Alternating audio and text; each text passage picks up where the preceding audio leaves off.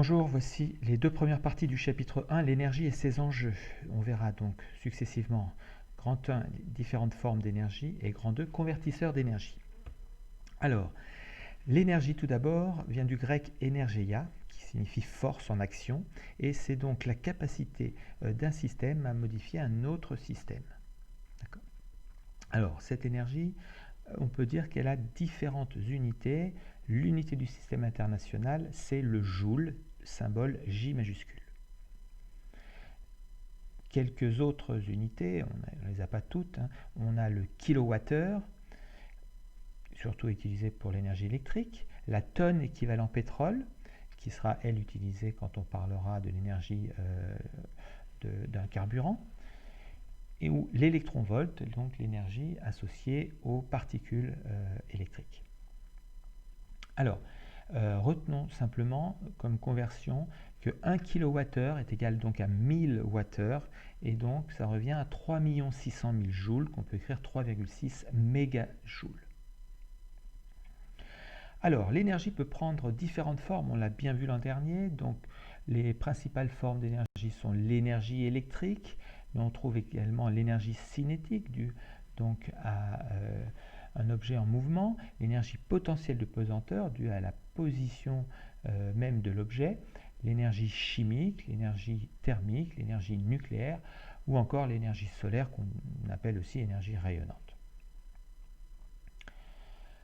Alors, une énergie est dite renouvelable lorsqu'elle ne s'épuise pas à l'échelle humaine. Et donc on parlera d'énergie non renouvelable lorsqu'on aura une énergie qui viendra à diminuer au niveau de l'échelle humaine. Donc les sources d'énergie renouvelable, eh bien, on peut citer la géothermie ou encore l'hydraulique. Vous reconnaîtrez la photo du barrage de Tuyères près de Bergerac. Passons à présent aux convertisseurs d'énergie. Donc l'énergie peut être transformée d'une forme à une autre dans un convertisseur. Alors très souvent, en même temps que cette transformation, on a des pertes, donc de l'énergie est également perdue. Si on note EU, l'énergie utile, c'est-à-dire l'énergie utilisée, l'énergie fournie par le convertisseur, et EA, l'énergie absorbée par le convertisseur, donc l'énergie en entrée, et bien le rendement du convertisseur est défini comme le rapport de l'énergie utile sur l'énergie absorbée. Donc on va noter eta, avec la lettre grecque eta, égale EU sur EA. Alors, ce rendement est sans unité, toujours inférieur à 1, ou parfois on l'exprime en pourcentage, donc inférieur à 100%. Alors, donnons quelques exemples de rendement typiques. Eh bien, on peut citer le rendement d'un moteur électrique. Il est aux alentours de 80%. Bien sûr, il dépend de la taille du moteur et de son utilisation. Un moteur thermique aura un rendement plutôt aux alentours de 40%. Et un panneau photovoltaïque, par exemple, eh bien, il a un rendement que de 10 à 15%. Alors, la différence entre l'énergie absorbée et l'énergie utile, c'est ce qu'on appelle l'énergie perdue ou perte, d'accord, suivant le principe de conservation de l'énergie. Et donc, E perdu égale EA moins EU.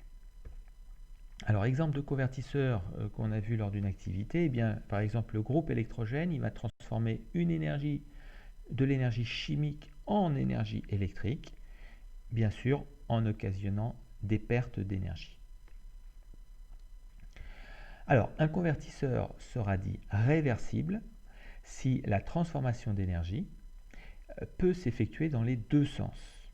D'accord ? Je prends l'exemple, par exemple, des stations de transfert d'énergie par pompage, vues dans une activité. Eh bien, la STEP, lorsqu'elle fonctionne en pompage, eh bien, elle transforme de l'énergie électrique en énergie potentielle de pesanteur. À ce moment-là, elle permet à de l'eau à remonter dans le réservoir supérieur.